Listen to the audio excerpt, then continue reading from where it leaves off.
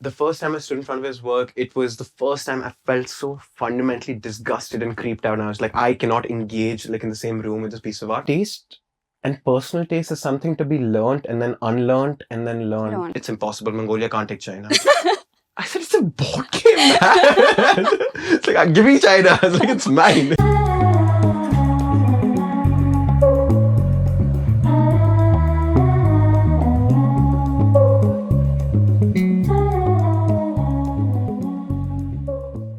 Almost Gods as a brand deals with power, as you say, an exploration of power. When you say power, what do you mean? A person entering a room and being able to feel confident in that room. You can talk about it in a very personal way. You can talk about it in like large mythological settings of Egypt and what the pyramid sort of stands for. Okay.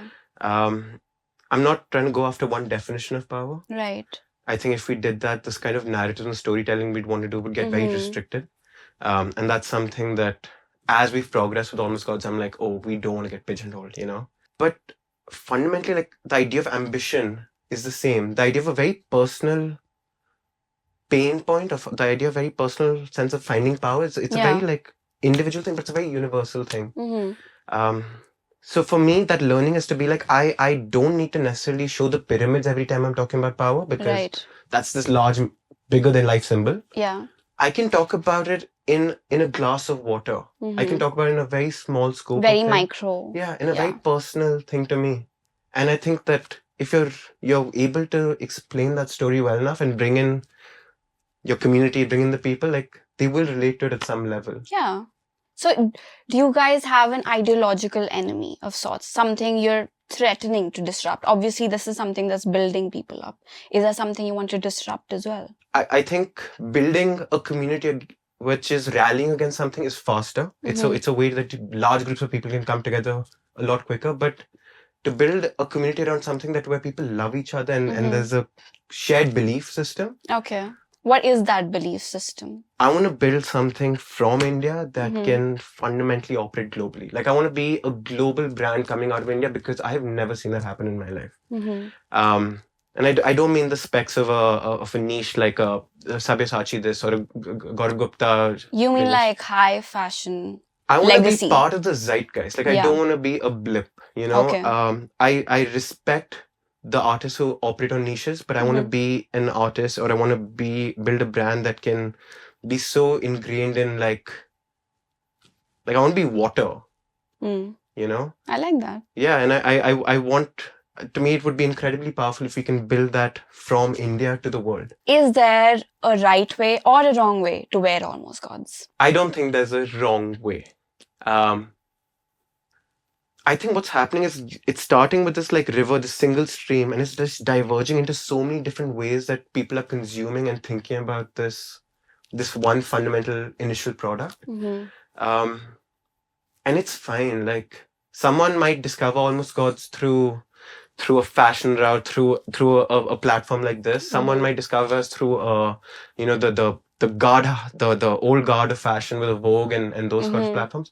Someone may find us through a streetwear like t-shirt, whatever, that driven platform. I think all routes are fine.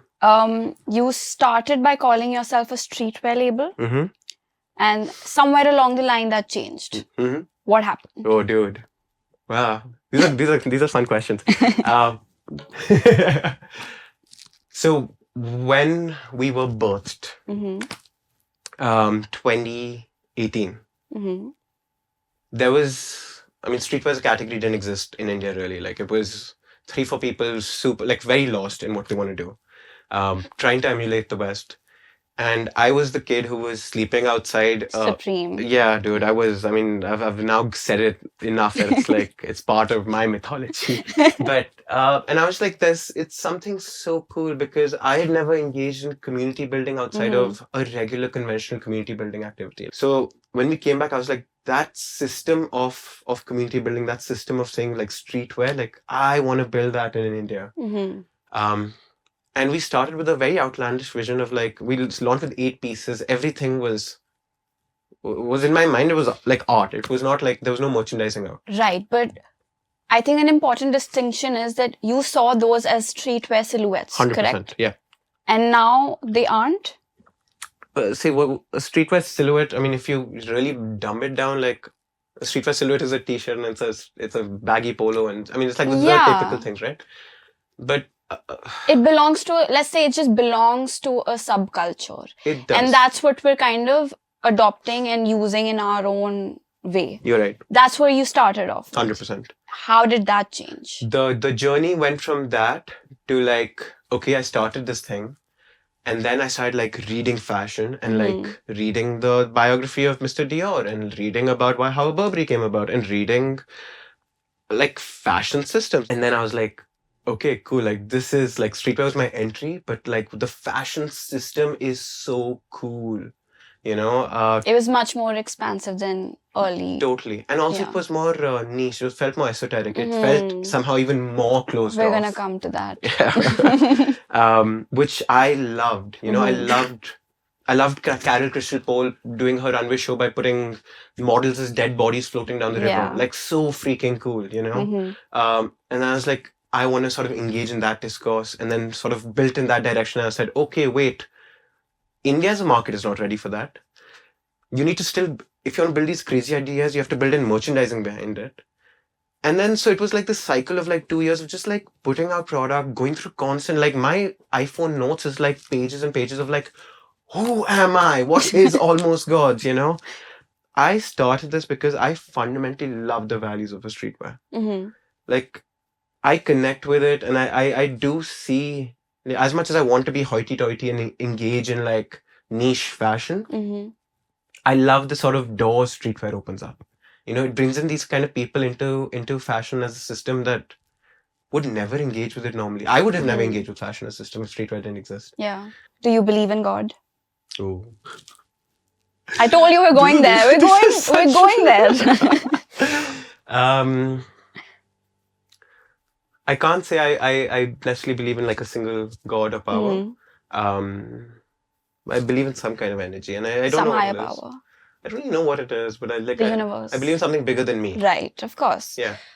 Going off your design sensibilities and where you borrow your ideas from, is it fair to assume that there's a certain metaphysical or esoteric element to your design?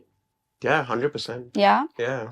And is your creative practice at all influenced by any of your spiritual beliefs? I know you said you don't believe in a single god.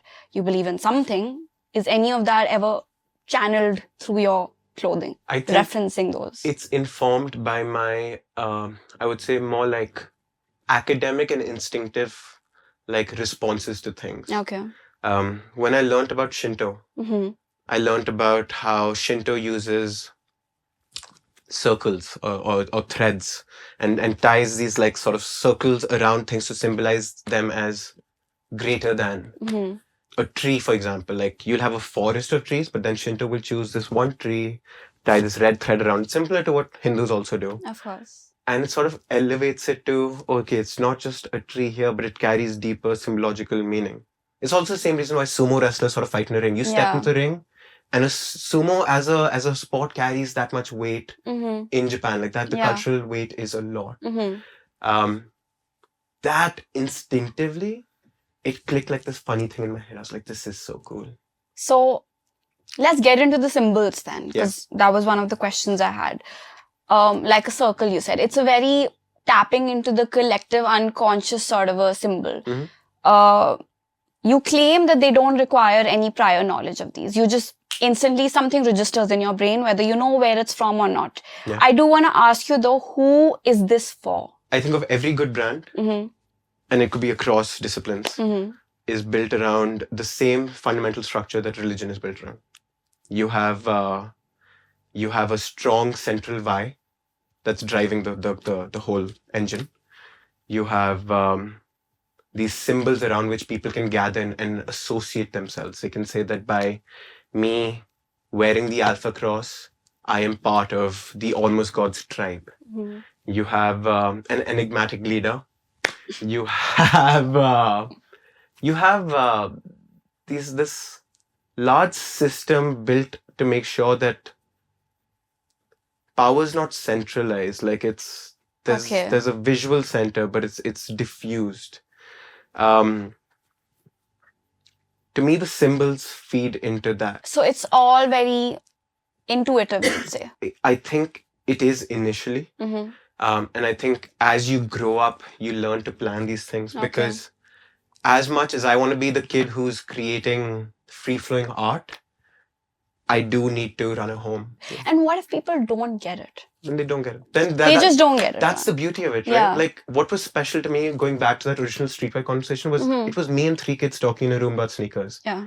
The second everyone got into sneakers, dude, I was like, I'm out. Like I was like, this is so boring. You're the now. reverse bandwagoner, aren't you? 100%. So am I. Yeah. Oh, we're going to get into that gatekeeping conversation as well. Okay, cool. But just to dial in on that, Yeah. is it a difference of taste? Is it a difference of education? Is it a difference of cultural references that you can pull from? Or is it? 100%. It is, right? Yeah, of course. I think the way you interact with everything is some of your life. Mm-hmm. And your life is imbued by everything, your education, your parents, the TV, so you're watching the cartoons you like. Of course. It's all feeding into that. For me, I grew up on a diet of, my mother was a huge history buff.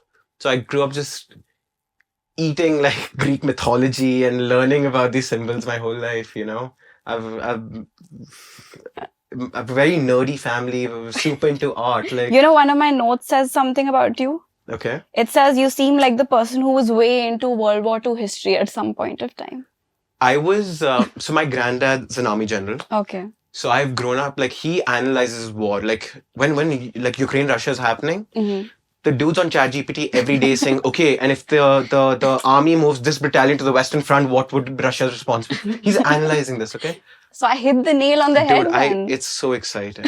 It's so exciting. Like, playing Risk with him, Oh, I love. it's That's the so toughest thing sweet. because I have Mongolia, and this is a real thing. I have Mongolia, and I rolled, and he had China, and attacked him, and I won. And he goes, "It's impossible. Mongolia can't take China." I said, "It's a board game, man." It's like, "Give me China." I was like, "It's mine." That's so sweet. But it's true then, you're a history buff as well as I a am. culture buff. then. Yes.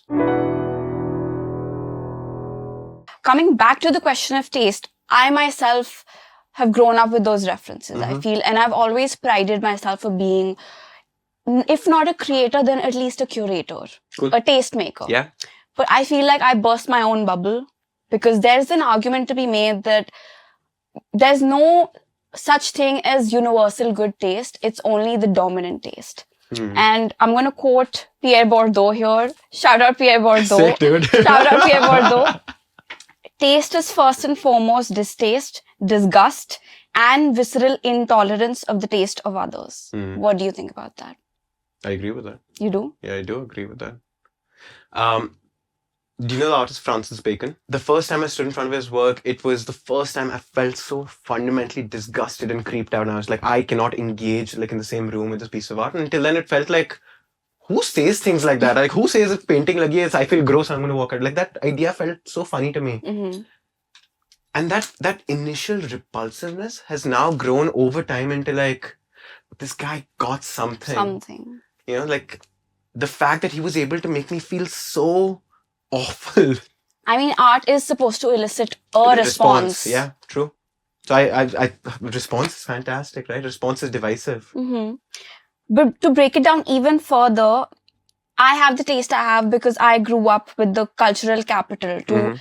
pick out and choose what's chic or what's cool. Yeah. And then I can further on use those things, use that reference to reassert myself in the hierarchy of what's cool or what's chic. Sure. So do you think taste can be democratized? As you said, okay, fine, you thought you hated the painting at first, but then later on it grew on you, not even in the way of you liking it, but at least saying that Appreciating it. this is art, Yeah. right? Hmm. Do you think that can happen across the whole board? Do you think there's a sort of upward mobility within taste? Okay. I think taste fundamentally was created as a differentiator. Of Like that's the course. historical sort of significance of it.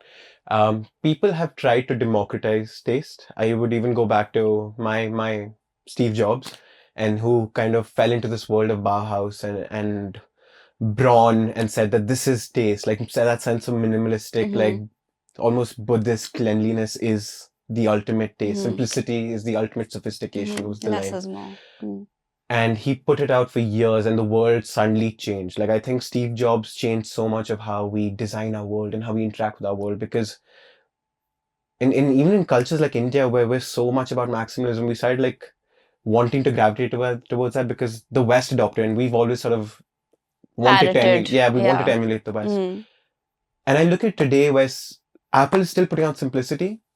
If you ask me, and I say this as a Apple diehard, like, I don't want to be minimalistic. I was like, that's not my taste. Mm. Does every product need to be that? No. No. So that thing of sort of teaching taste to people, I think you can teach them what's in the zeitgeist. Mm-hmm. You can have them engage with things in that drive better utility in their own lives. Right. But taste and personal taste is something to be learnt and then unlearned and then learned. Of course. And I know people who will reject that journey and say that I truly do not care, give me function. Yeah. And then there'll be aesthetes who'll just say that, like, I want to understand why I like what I like. Yes. Like, do I truly like that thing, or do I like it because people told me? Of course, like yeah. So I can't say that it's great if people want to be driven to learn taste. Fantastic. I mean, today, like, the internet changes things. That's what I was thinking. I mean, the internet does make it accessible to everybody. Totally. But does it make it applicable to everybody equally? It's the same thing of a trend cycle. Let's say the elites get the first iteration of a runway. Yeah.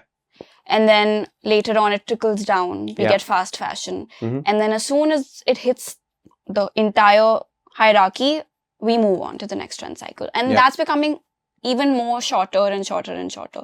Does that have everything to do with taste and how taste is functioning? Because just as you said, you hated when people got on that bandwagon of Supreme and Yeah. streetwear. Yeah.